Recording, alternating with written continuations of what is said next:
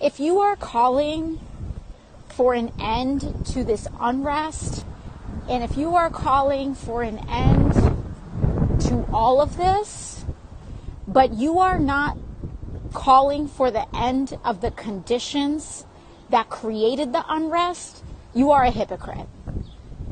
If you don't want to call, if you're trying to call for the end of unrest, but you don't believe healthcare is a human right, if you're afraid to say Black Lives Matter, if you're too scared to call out police brutality, then you aren't asking for an end of unrest. You are asking for injustice to continue and for your people to continue to endure the violence of poverty, the violence of a lack of housing access, the violence of police brutality, and not say a damn thing. That's what you're asking for.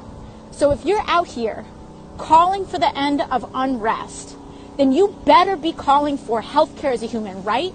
You better be calling for accountability in our policing. You better be supporting community review boards. You better be supporting, the end of housing discrimination. You better be standing up to for-profit real estate developers that are intimidating people and trying to evict them from their homes. That's what you better be calling for.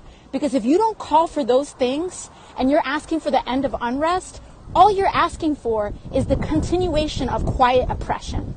So if you want the end of unrest, then you should be asking for measures that actually liberate people in their lives from the oppression of economic and social.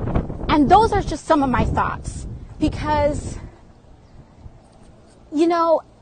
I just can't. I can't with folks that are saying we need to stop this unrest, we need to stop violence, as though charging someone $1,000 a month for insulin that they need to survive isn't violent.